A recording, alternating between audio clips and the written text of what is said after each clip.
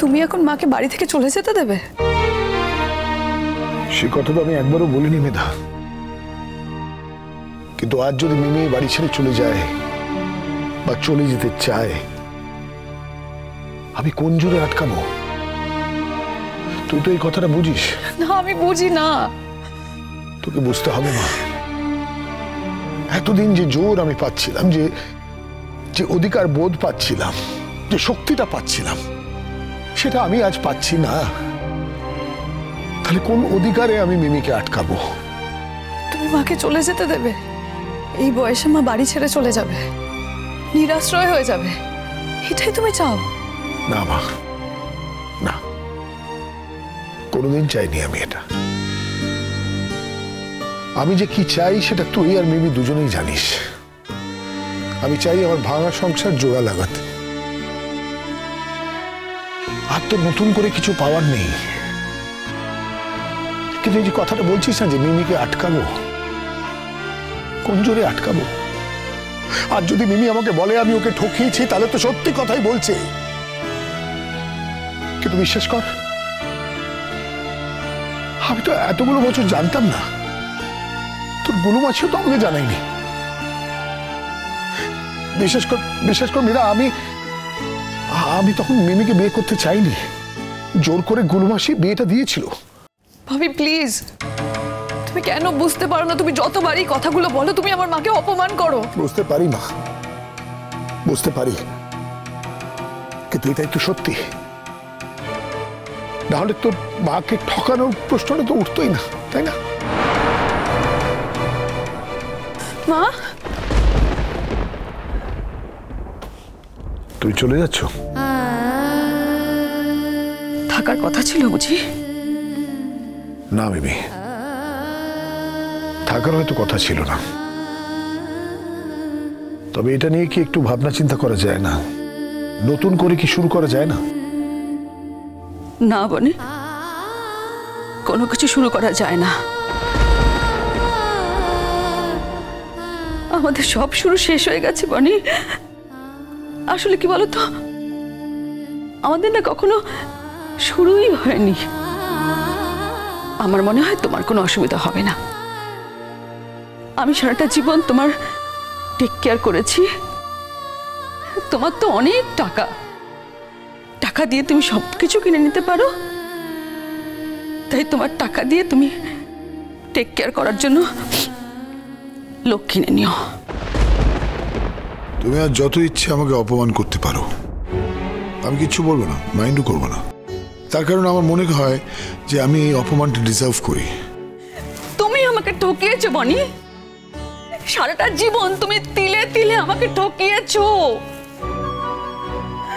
আমি সারাটা জীবন তোমার সঙ্গে সংসার করেছি, একটা মিথ্যে সংসার করেছি।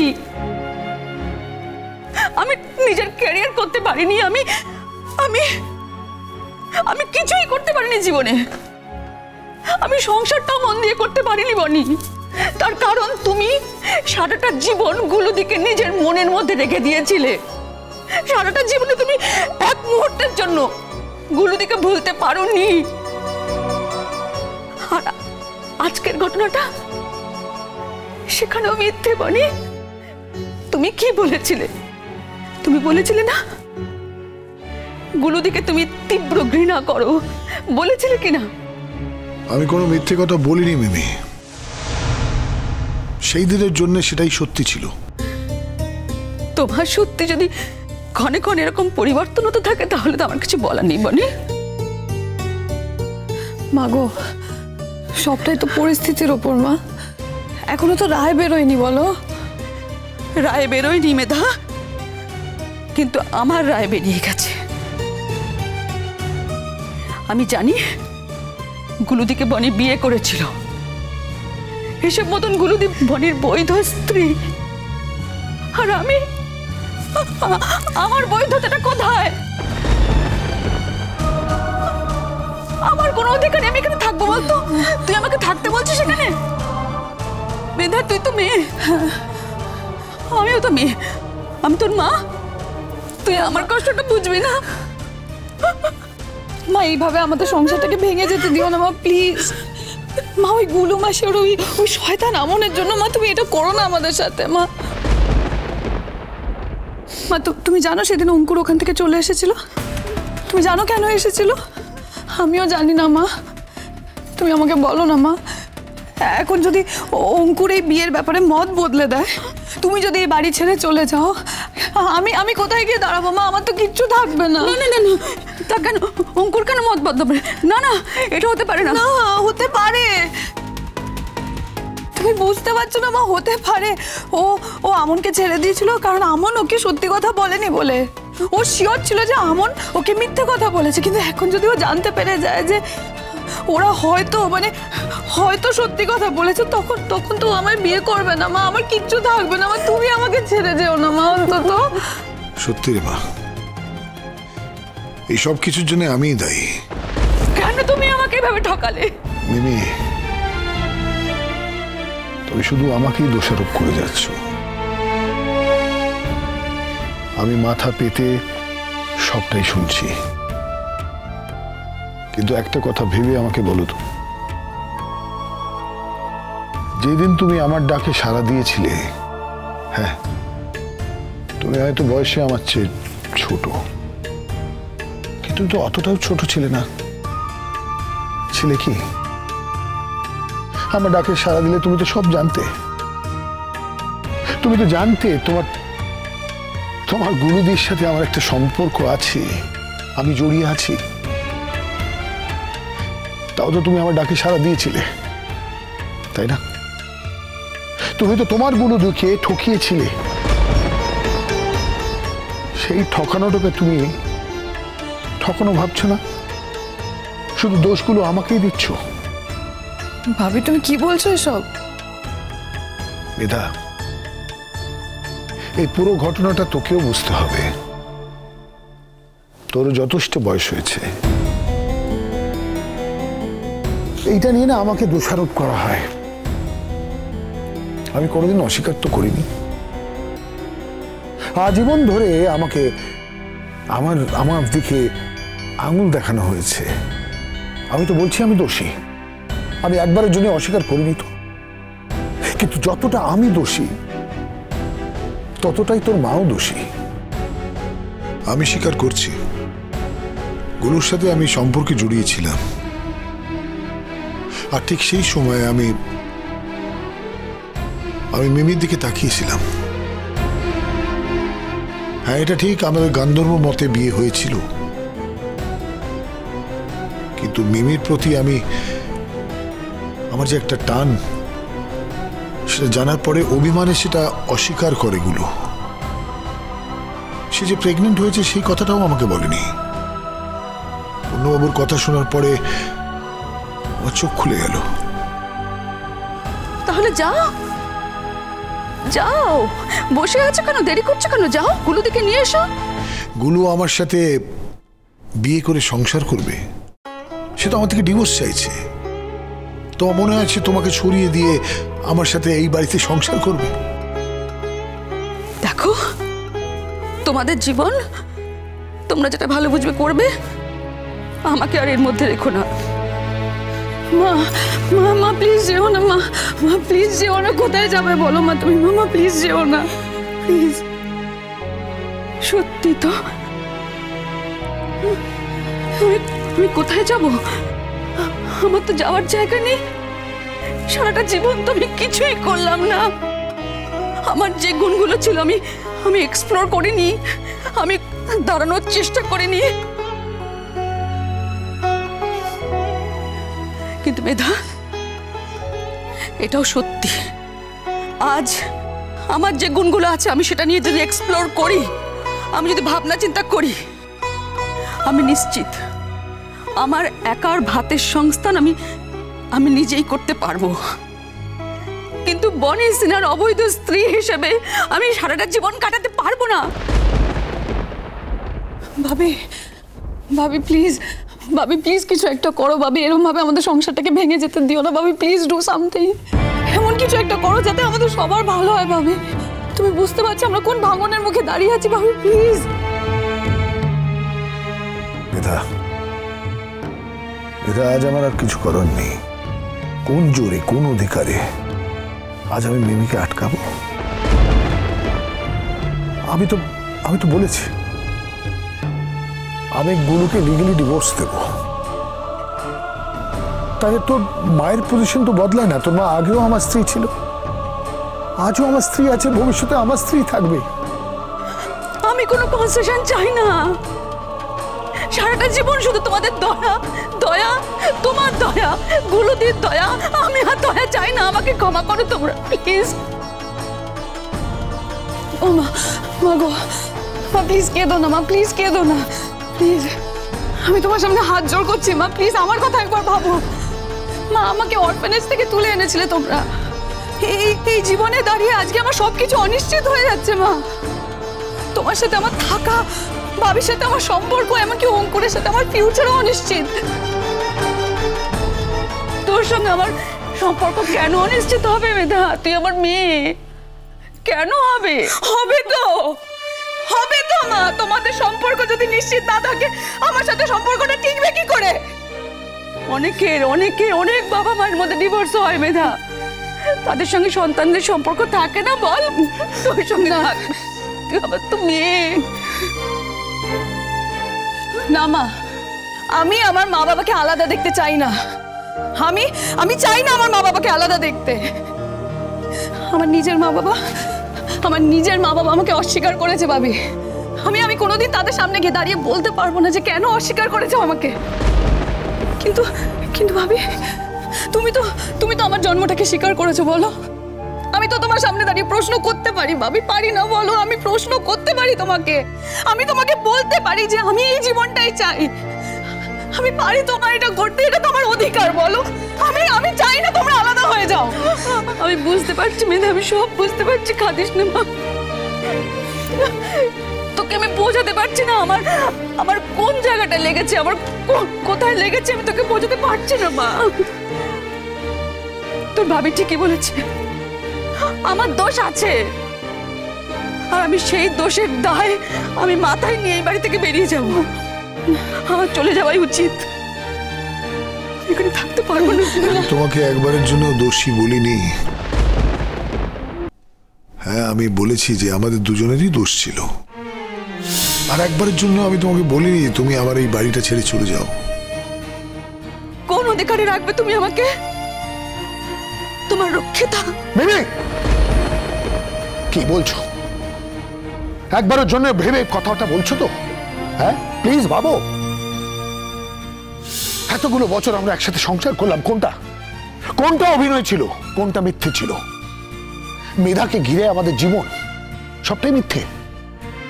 শেষমেশ এই উপহার দিলে তুমি আমাকে। প্লিজ আমাকে তোমরা ক্ষমা করো, আমাকে আমার মতন করে যেতে দাও।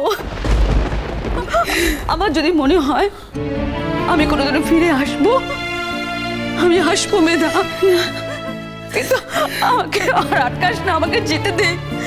আমার একটু সময় দরকার, আমার একটু সময় দরকার। মা, তুমি কোথায় যাচ্ছ একটু বলে যাও মা। এমন কোনো পদক্ষেপ নিও না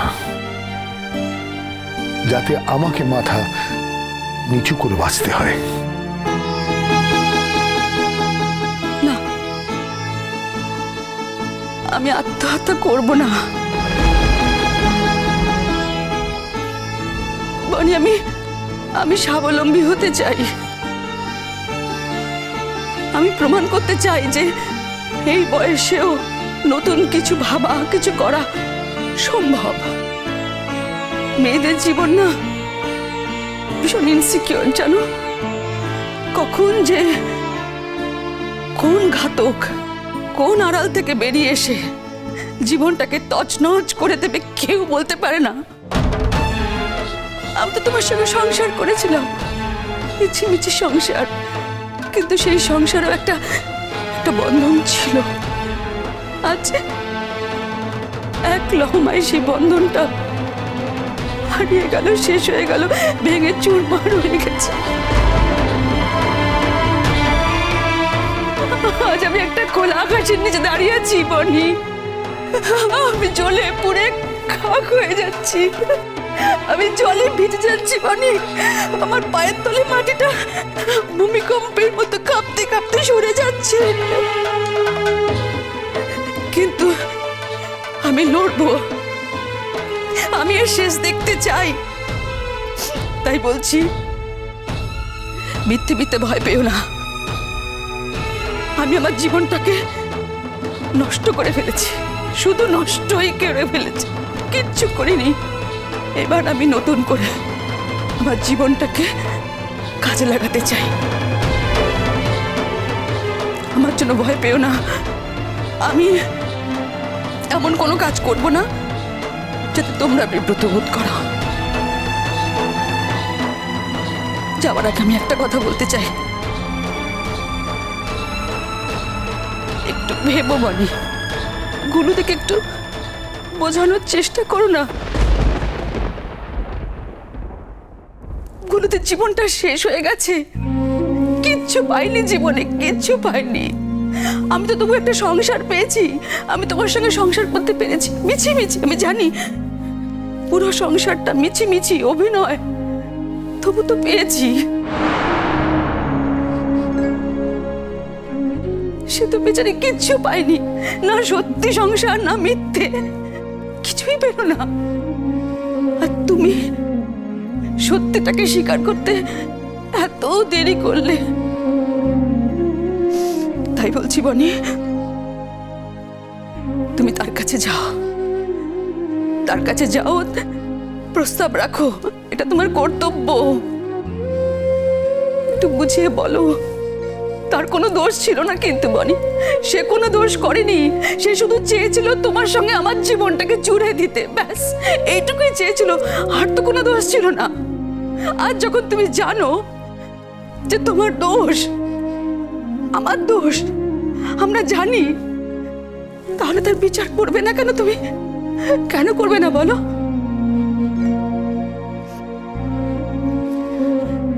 এই দোষের একটাই বিচার বনি, তুমি গুলুদিকে তার যোগ্য সম্মান দিয়ে এই বাড়িতে নিয়ে এসো প্লিজ। তোমাদের একমাত্র সন্তান আমনকে তুমি এই বাড়িতে নিয়ে এসো। কোনোদিন না ভাবি, এটা যদি কোনোদিন হয় তুমি আমার মৃত্যু দেখবে বলে দিলাম। তুমি কি আমাকে পাগল ভাবো মিমি? হ্যাঁ, আমি নতুন করে এই পরিবারের মধ্যে আর কোনো ঝামেলা চাই না। আমি আমাদের ভাঙা সংসারকে জোড়া লাগাতে চাই। আমি তো বলেইছি আমি গুলুকে ডিভোর্স দিয়ে দেব। আর আমন তো আমার সন্তান, আমি স্বীকার করি বা না করি। বলে তুই কিছু মাইন্ড করিস না, আমার কিছু করার নেই মা।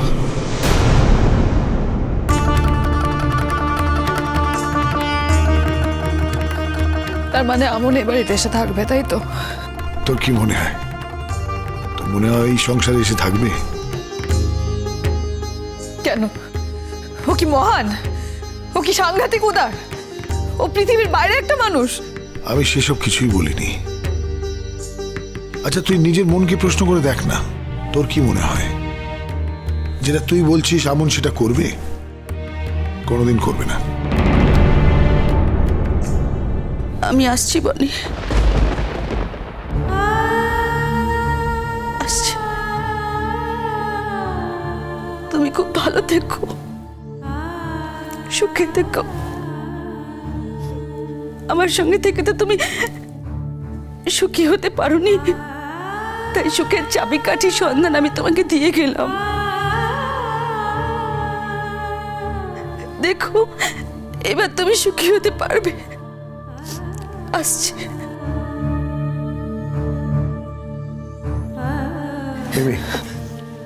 যেও না মা গো, মা প্লিজ যেও না মা, প্লিজ। বললাম তো মেধা, আমাকে আটকাস না, আমাকে যেতে দে। আমি তো পুরোপুরি নিশ্চিন্ন হয়ে যাচ্ছি না, আমি তো তোদের সঙ্গে যোগাযোগ রাখবো। আমি তোকে ফোন করবো। কাঁদে না মা, আমি আমি এতদিন পর একটু একা থাকতে চাই, আমার একটু বিশ্রাম চাই মেধা, আমার 2 দিন একটু বিশ্রাম চাই। আমি এখন আপাতত একটা হোটেলে থাকবো মেধা, আমি তোর সঙ্গে যোগাযোগ রাখবো। হ্যাঁ না না, আমি আমি একা থাকতাম, কিন্তু কোনোদিন তো তোরা থাকতে দিসনি, তুই সবাই আমাকে ঘিরেছিলি। আজ সত্যি সত্যি আমি একা, আমাকে এই একা থাকার স্বাদটুকু পেতে দে মা। বাবা প্লিজ মা, ছাড়। ও মা প্লিজ যেও না মা, প্লিজ আমাকে ফেলে যেও না মামা। মা